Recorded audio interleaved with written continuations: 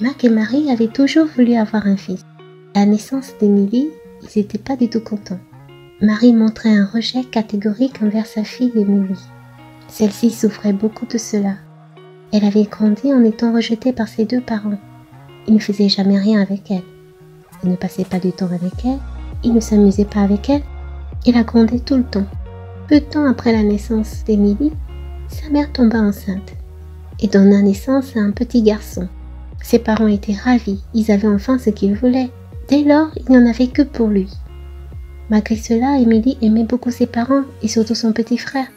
Mais le rejet de ses parents était tellement flagrant que tous les soirs, Marie pleurait dans son lit.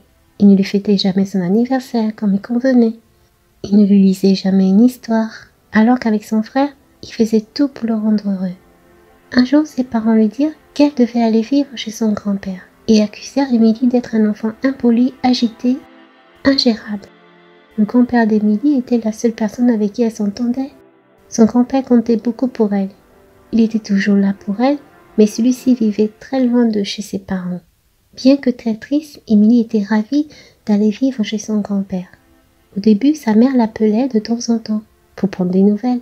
Puis, avec le temps, plus rien. Pas même pour ses anniversaires. Le temps était passé. Émilie avait maintenant 21 ans. Elle était une jeune femme maintenant.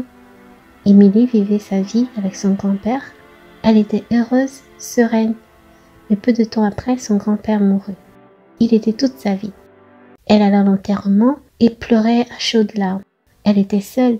Ses parents ne prirent même pas la peine de se déplacer. Elle vivait son deuil seule. Un jour, une femme arriva chez elle. Celle-ci lui annonça que son grand-père avait souscrit une assurance vie, dont le montant était assez conséquent. Elle était la seule bénéficiaire. Émilie était très surprise, car il n'avait rien dit à ce sujet. Mais cet argent mettrait Émilie à l'abri de besoins toute sa vie. Ses parents eurent vent de la nouvelle. Ils l'appelèrent, comme si de rien n'était, et l'invitèrent à venir chez eux. Émilie était contente de voir ses parents après plusieurs années d'absence. Leur accueil fut très chaleureux au début, puis, petit à petit, ils révélèrent leurs vraies intentions. Selon eux, Émilie devait prendre soin de son frère. Elle devait lui acheter un appartement. Ce n'est pas normal que tout l'argent te revienne. T'as un frère, tu dois partager avec lui. Ces mots firent rougir Émilie. Comment osez-vous? Elle sentait une colère monter en elle. Elle leur cria dessus. Toute sa vie, elle avait été rejetée par eux. Pendant plus de 10 ans, pas un coup de fil, même pas pour lui souhaiter son anniversaire. Avaient-ils partagé leur amour? Non. Et maintenant, ils exigeaient d'elle qu'elle partage son argent. Elle partit de chez eux et jura de ne plus y mettre les pieds.